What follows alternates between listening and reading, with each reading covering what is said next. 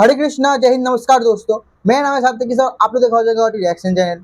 आप लोगों को पता है कि पिछले 15 तारीख को डॉक्टर एपीजे अब्दुल कलाम जी का जो जन्मदिन था, उसके ऊपर देश भर में बहुत सारी जगह में उनको सम्मान दिया गया, जिसमें से पीएम मोदी ने उनको ट्रिब्यूट दिया। उनको कहा कि वो देश के गौरव है, गौरव हमारे जो वीर है, हमारे देश के न्यूक्लियर फादर है। इसको पाकिस्तानी पब्लिक में रिएक्शन देंगे क्योंकि उन लोगों ने अपने न्यूक्लियर फादर ऑफ न्यूक्लियर को तो जेल में बंद कर दिया। उनका आखिरी स्टेटमेंट भी ऐसा ही था कि काश में पाकिस्तान में पैदा ना हुआ होता, ऐसा कुछ स्टेटमेंट था। तो वो मुल्क का जो कंट्री का लोग है वो क्या बोलते हैं इसके ऊपर, चलिए देखते हैं। Video Naila Pakistani public reaction channel का फुल वीडियो का डिस्क्रिप्शन में मिल जाएगा, जाके आप चेक कर सकते हैं। अगर चैनल में नए आए तो सब्सक्राइब कीजिए, बेल आइकन को ऑन कीजिए, वीडियो को पसंद आए तो लाइक कीजिए और चैनल के साथ जुड़े रहिए। और आपका ओपिनियन और कलाम जी के लिए बहुत अच्छा बात आप जरूर लिखिए, जय हिंद जरूर लिखिएगा। चलिए स्टार्ट कर देने करते हो सीरीज 1 स्टार्ट। मेरा पर्सनल व्यू है कि वो एक सिविलियन साइंटिस्ट थे। पाकिस्तान में फिंगर टिप्स पे आप सिविलियंस को गिन सकते हैं जिन्होंने पाकिस्तान को सर्व किया। अनफॉर्चुनेटली पाकिस्तान में हमारे जो ब्रेन्स और जिन्होंने हमारे पाकिस्तान के लिए कुछ किया, उनको हम लोगों ने कभी भी, अगर वो स्पेशली सिविलियन है, कभी भी उनको उस तरीके से हमने प्रमोट ही नहीं किया।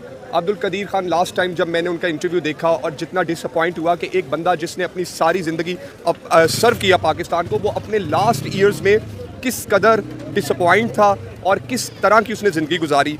तो मैं ये अनफॉर्चुनेटली है। लेकिन जैसे कि Modi is not a good example.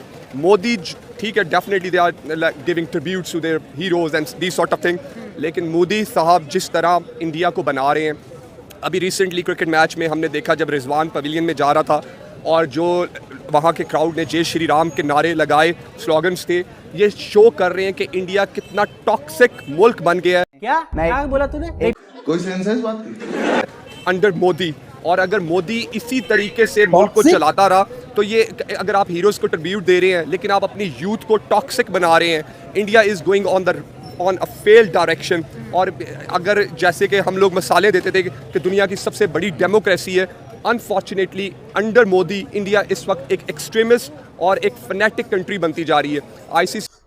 अरे भाई एक बात बताओ, शुरू में हो गया जय श्री राम के नारे से, कहाँ आप लोगों ने देखा किसी को मारा जा रहा है, किसी का काटा जा रहा है या कुछ भी किया जा रहा है? दिखाई तो एक बार वीडियो, मैं आपको सैकड़ों वीडियो दिखा दूंगा कि अल्लाह अकबर के नाम पर क्या क्या किया जा रहा है, कितने आदमी को, कितने बेचारे मासूम औरतों, भाइयों, बहनों को मारा जाता है। अभी जो पहले साइड में देखिए क्या हो रहा है, हर एक वीडियो में अल्लाह अकबर नारे, आपके वहाँ पे अल्लाह अकबर के नारे। तो हम बोल दें कि अल्लाह अकबर टॉक्सिक है? एक टॉक्सिक मुल्क हमें बोल रहा है जय श्री राम का मतलब ही नहीं पता आप लोगों को। जय श्री राम होता क्या है? राम प्रभु की जय, यही है जय श्री राम।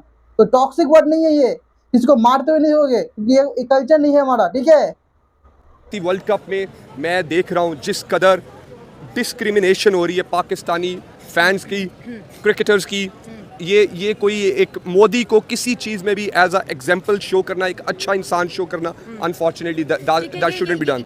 ये आपका पॉइंट है, लेकिन अगर हम इंडियन पॉइंट ऑफ व्यू से बात करें तो उनके दौरे हुकूमत में वो कहते हैं कि इन 10 सालों में हमारा इंडिया बहुत ग्रो किया है, हमारा जो सनातन धर्म है उसको बहुत ज़्यादा जो है इंडिया के अंदर जो है पॉपुलैरिटी मिली है, उसके एक सम्मान जिसको वो कहते हैं वो बढ़ा है। साथ साथ लोगों का ट्रस्ट बहुत ज़्यादा है। देखिए हमारा व्यू मुख्तलिफ हो सकता है क्योंकि ज़रा वर्ल्ड कप में हमारी एब्सेंस रही बहुत ज़्यादा और कांग्रेस सरकार में तो आना जाना लगा रहता था, लेकिन खैर चीज़ें बहुत टाइम से बिगड़ रही हैं और एक प्राइम मिनिस्टर नरेंद्र मोदी को इसका जिम्मेदार ठहराना मुझे नहीं लगता कि ये ठीक है। चीज़ें और भी इसके पीछे बहुत सी हैं, लेकिन देखिए वो एपीजे अब्दुल कलाम जो कि एक मुसलमान डॉक्टर थे, उन्होंने इंडिया को एटमी पावर बनाया, वो आज भी जो है उनको याद करते हैं। हमारे यहाँ ये नैरेटिव दिया जाता है कि इंडिया में मुसलमानों को राइट नहीं है। अगर राइट ना होते तो इतने बड़े नाम बनते वहाँ पर। नहीं, ये तो एक, अब हम बबल में रह रहे हैं। Unfortunately Pakistan after the independence हमारी डेमोक्रेसी को कभी भी इन्होंने चलने नहीं दिया। अनफॉर्चुनेटली जो पाकिस्तान का डाउनफॉल है उसकी सबसे बड़ी वजह यह है कि कभी भी सिविलियन गवर्नमेंट को, जो पार्लियामेंट को जिसको हम कहते हैं कि सुपरमेसी होनी चाहिए, वो कभी हुई नहीं। जब भी एक गवर्नमेंट आती है, मैं ये नहीं कहता इमरान खान, नवाज शरीफ और पीपल्स पार्टी बेनज़ीर मोहतरमा, जब भी इनकी गवर्नमेंट्स आई वो 3 साल, 2 साल, 4 साल के लिए आई और India is a proper democratic country. Unfortunately पिछले 4-1 साल में इंडिया का थोड़ा सा सिनेरियो चेंज हुआ है, but India is loyal. Indian ministers, they are loyal to their country. हमारा unfortunately अब आप देखेंगे जो recently I'm not taking a side. मैं किसी political party की side नहीं ले रहा. Sorry. हमारे यहाँ पे खुदा सब के पॉलिटिकल वास्ते पार्टी लॉयल नहीं है। एक पॉलिटिकल ये पार्टी झूठ- को ये झूठ चाहे है, मैं डेमोक्रेटिक अपनी पार्टी loyal नहीं है। को वो with the power of won't let them do the work. Unfortunately हमारे 3 साल गुजरते नहीं है, पता चलता है जिस बंदे को हम एज अमीरुल मोमिनीन शो कर रहे होते हैं 3 साल के बाद वो जेल में बैठे होते हैं. चाहे वो नवाज शरीफ साहब हो, चाहे वो बेनज़ीर हो, चाहे वो इमरान डॉक्टर खान अब्दुल कदीर खान को ही देख और आप- लें, वो उसने पाकिस्तान को सर्व किया, हमने उसको ही जेल में डाल के गद्दार का इल्जाम लगा दिया। मैं पाकिस्तान में नहीं रहता, मैं लेकिन डॉक्टर अब्दुल कदीर खान साहब की तरह पढ़ा लिखा नहीं हूँ. अगर मैं उनकी तरह इतना ज़्यादा पढ़ा लिखा होता तो मैं कभी ज़िंदगी में भी पाकिस्तान वापस ही ना आता. अब्दुल कदीर ने बहुत बड़ा सेक्रीफाइस किया, वापस पाकिस्तान आए. लेकिन ये एक लेसन है उन लोगों के लिए जो पढ़ रहे हैं और जो आगे फ्यूचर में साइंटिस्ट बनेंगे कि अगर आप लोग पाकिस्तान को एक अच्छी नीयत से सर्व करेंगे तो आपका भी हाल अब्दुल कदीर खान जैसा ही होगा जो लास्ट में उनका हाल हुआ था. देखें आप अभी ये मार्केट में कितना रश है.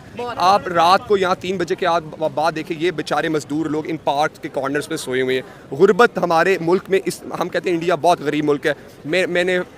मैं मेरे इंडियन फ्रेंड्स भी हम यूनिवर्सिटीज में इकट्ठे पढ़े हुए हैं. आप यकीन करें इंडिया में अब एक वो उन्होंने एक लाइन पकड़ी हुई है, वो प्रोग्रेस कर रहे हैं और वो चाइना से कंपैरिजन अपना कर रहे हैं. और हमारा तो अफ्रीकन सोमालिया से करो हाँ, comparison। और मुझे लग रहा है कि अगर इसी तरह चलता रहा तो हम यमन या सोमालिया बन जाएंगे. देखें गवर्नमेंट आती है किसी की भी, आप लेट मी से नवाज ये शरीफ बाहर से आया है, इसलिए इतना साहब, बीबी डेमोक्रेसी कर रहा है। जरदारी, इमरान समझ में आ गया। खान, किसी को भी जिसको अवाम इलेक्ट करती है आप उसको 5 इयर्स करने नहीं देते.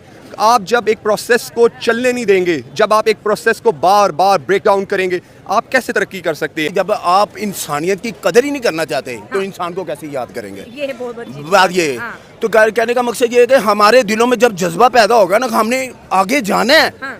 जो भी हो हम उस द्वार को गिरा के आगे जाएंगे, तो फिर हम इंसानियत की कदर भी करेंगे. हाँ, इंसानों तो की जब कदर। हमने मुसलमान सीधा तो जाना ही पैदा नहीं है, जब हमने होता है उसकी ना, तरफ देखना है, तो कौन से हमने जज्बे उसकी की तरफ बात कर देखना रहे हो? है, ये हमारे लिए जज्बा कुछ करेंगे. लेकिन हम मुसलमान हैं, हमारा ये अकीदा होना चाहिए कि हम इंसान हैं और अल्लाह को, अल्लाह के रसूल को मानने वाले हैं. हम इंसानियत की कदर करेंगे, अच्छे इंसान की कदर करेंगे और हम अल्लाह के हुक्म पे चलेंगे. तो हमेशा वो कौम तरक्की करती है जो हदीसों पे, कुरान पे अमल करती है. ठीक है, तो कहने का मकसद ये है कि जब हम सीधे रास्ते पे चलेंगे, सीरिया के जैसा। पक्के और सच्चे मुसलमान होके चलेंगे, अल्लाह पाक हमें रास्ता भी दिखाएगा. ये आपकी बात पे कि इस दिन से सोचा, उस वक्त से सोच रहा था ये क्यों हो रहा है, क्योंकि हम मुसलमान नहीं अल्लाह के रसूल पे बताए हुए रास्ते पे नहीं चल रहे. ठीक है, अगर एक दिन मैं आपको बात बताता हूँ, आपकी बात से बात आ रही है, मैंने सिगरेट पीने शुरू कर दिए, तो बहुत ज़्यादा पीने शुरू कर दी, इधर तक कि 3 डिब्बियाँ रोज़ की पी जाता था. फिर मैंने अल्लाह की दुआ की, अल्लाह पाक मुझे कोई रास्ता दिखा. फिर मुझे हदीस याद आई, जब तक आप अल्लाह से कुछ मांगते नहीं अल्लाह आपको कुछ नहीं देता. मैंने दिल में ये बात तय कर ली, मैंने अल्लाह से रुजू कर लिया, अल्लाह से मैंने बताया, मैंने अल्लाह के हर तरफ याद रखता था, अल्लाह पाक मुझे ये सिगरेट चढ़ा दे, अल्लाह पाक ने चढ़ा दिए. तो नियत कर ली, नियत कर ली, इरादा. वो determination। कहने का मकसद ये हाँ। कि जब हम अल्लाह से मांगेंगे ना, सब कुछ हो जाएगा, नियत भी ठीक हो जाएगी, इंसानियत की कदर भी करेंगे. जब हम अल्लाह से नहीं मांगेंगे, मैं मुसलमान, मैं मान ही नहीं सकता ठीक हो जाए, मैं हदीस पे यकीन नहीं करेंगे, मैं मान ही नहीं सकता ठीक हो जाए. कोई भी मुसलमान, मैं अल्लाह के रसूल को हाजिर नाज़र जान के कहता हूँ, हदीस पे चले, किसी को चीज़ मांगनी हदीस पे मांगे, मैं ना मिलेगी मेरा शाहराग उतार दे. यानी ये तो एक मुसलमान ये का मैं- एक यकीन ये है, आपकी- ईमान वो- है ये कि सारी अल्लाह बातें- सुनता है. वो सारी अल्लाह बातें, सुनता हाँ, है, वो सारी बातें इस बातें में आ गई. ठीक है ना, जब हम वो अंग्रेज़ों के बताए हुए रास्ते, हम किसी को गलत नहीं कहते, माज़अल्लाह हमें कहने भी नहीं चाहिए, लेकिन वो हमारे कल्चर में नहीं आते. हाँ, हमारा कल्चर है और वेस्ट हाँ, कल्चर बहुत वो फर्क जी है, एक बहुत फर्क इंडिया है। के वो जो कर रहे हैं, हम उनको माज़अल्लाह गलत नहीं, वो अपनी जगह पे सही है. हमने अपना रास्ता देखना है, हमारा इस्लाम क्या कह रहा है. जब हमारे पिछले वो जो यानी कि हुक्मरान थे, वो मजबूत क्यों थे, क्योंकि उनके ईमान पक्के थे, वो इंसानियत की कदर करते थे, अच्छे इंसान की कदर करते थे, वो पक्के मुसलमान थे. ठीक है ना, अब हम ज़बान के मुसलमान हैं, तो जब ज़बान के मुसलमान रहेंगे, हमारा ईमान पुख्ता नहीं रहेगा. हम लोगों की पॉकेटों की तरफ देखेंगे, हमको स्कूल पकड़ के कहीं किसी की तरफ जाएंगे, किसी की तरफ जाएंगे. जब मुसलमान ही नहीं रहेंगे तो फिर कुछ से भी नहीं हो सकता, इस मुल्क का बेड़ा गर्क होगा. ये मेरी बात याद रखना, आपकी जितनी भी एज है ना, मेरी ज़िंदगी में बात याद रखना, ये मेरी ज़िंदगी की बात है, मेरी जमाई हुई ज़िंदगी के तजर्बे हैं. मैंने जब भी जो कुछ भी मांगा है ना, अल्लाह के रसूल से मांगा है. हदीस, जब भी मुझे कुछ चीज़ चाहिए हो या मैं हदीस में देखता हूँ ये कैसे हमने लेनी है, अल्लाह पाक मुझे देता है. Regarding Dr. Abdul Qadir Saab, the scientist from Pakistan. He was a great legend, and he was a obvious well-wisher of Pakistan. He did a lot of things for Pakistan, but unfortunately, the Pakistan people are very, very ungrateful what he did. So, in his last interview, he said he made the biggest mistake doing work for Pakistan. On the other hand हम India की बात करते हैं, doctor APJ Abdul Kalam को उन्होंने president बनाया और आज भी जो है वहाँ पर उनके स्टैचूज़, उनकी मूर्तियाँ मौजूद है और हर साल जो है उनको याद किया जाता है, उनको कहते हैं ना कि ट्रिब्यूट पेश किया जाता है, तो वो इतने अजीम कैसे हो गए? ये अभी मैं ये बात रिलीजियस की नहीं करता था। डॉक्टर कलाम वो मुस्लिम था। एग्जैक्टली। जो इंडिया की गवर्नमेंट मेजॉरिटी हिंदू हैं, देखिए वो अप्रिशिएट करते थे। मुस्लिम थे वो अपने मुल्क के लिए उसने बहुत काम किया। डॉक्टर कलीम साहब अप्रिशिएट थे। हमारे मुल्क में जो पॉलिटिशियन है वो कभी अप्रिशिएशन नहीं करते किसी का। चलिए तो वीडियो इतना था, फुल आर्टिकल डिस्क्रिप्शन मिल जाएगा, जाके आप चेक कर सकते हैं। यही है दो मुल्कों की फितरत, दो मुल्कों के बीच में जो समझ सकते हैं कि एक मुल्क जो गर्दिश में है और एक मुल्क जो प्रगति में है। इसका कारण यही है, आप लोग दोनों का डिफ्रेंशिएट कर सकते हैं। क्यों पाकिस्तान गर्दिश में गया? क्योंकि पाकिस्तान को जो बनाने वाला, पाकिस्तान में जो अच्छा काम करने वाला है, उन लोगों को पाकिस्तानी नफरत करते हैं। पाकिस्तानी उन्हीं को सपोर्ट करते हैं जो जिहाद के ऊपर बात करते हैं, जो शांति दूत को ऊपर बात करते हैं, को शांति दूत कैसे बन सकते हैं, इनको ऊपर बात करते हैं। लेकिन जो साइंस के ऊपर बात करते हैं, टेक्नोलॉजी को बात करते हैं, वो इन लोगों को ये लोग नफरत करते हैं।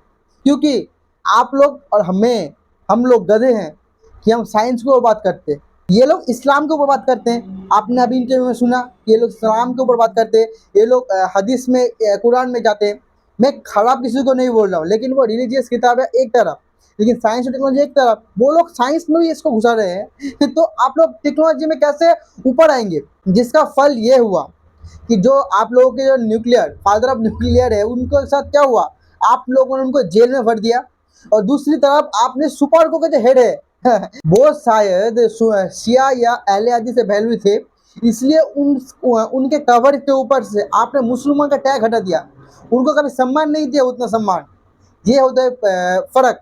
जो पहला वाला जो बंदा बोल रहा था कि इंडिया में जो एक्सट्रीमिस्ट बढ़ रहा है, ये लोग जय श्री राम को एक्सट्रीमिस्ट कर दिया। यही आप लोग का प्रोपेगेंडा मीडिया। थोड़ा मीडिया से बाहर आइए, अपने मौलवी को कम सुनिए कि जय श्री राम को थोड़ा जानिए, वो है क्या। ये कोई एक्सट्रीमिस्ट नारा नहीं है, जैसे आप लोग का अल्लाह अकबर है, ये एक एक्सट्रीमिस्ट नारा है, क्योंकि इसका प्रूफ है। अभी पैलेस्टाइन में जाके देखिए, आप गाजा में जाके देखिए, पैलेस्टाइन छोड़िए, आप गाजा में देखिए, आपको मिल जाएगा प्रूफ। बहुत सारे वीडियो में प्रूफ है इसको। लेकिन जय श्री राम के नारे ने किसी को ऊपर हाथ नहीं लगा। और APJ अब्दुल कलाम, तो पता है पिछले 15 तारीख को APJ अब्दुल कलाम जी का जन्मदिन के कारण PM मोदी ने उनको सम्मानित किया और देश में बहुत जगह उनको सम्मान किया गया। बहुत ही बहुत ही बड़े साइंटिस्ट, हमारे प्रेसिडेंट, हमारे आइडल है डॉक्टर APJ अब्दुल कलाम, जिनके लिए हम न्यूक्लियर पावर में इतना मजबूत हो पाए हैं। उनका सम्मान जरूरी है, हम उनको सम्मान करते हैं। भले ही वो मुस्लिम है, लेकिन हमारे यहाँ पे हिंदू मुस्लिम नहीं होता है जो आप लोगों की माइंडसेट में है, इसलिए हम उनका सम्मान करते हैं और हमारे आइडल है। चलिए तो आज का वीडियो यही तक था। उम्मीद है आप लोगों को वीडियो पसंद आया होगा। मिलूंगा आपको ऐसा धमाकेदार वीडियो को। जय हिंद, जय भारत और वंदे मातरम।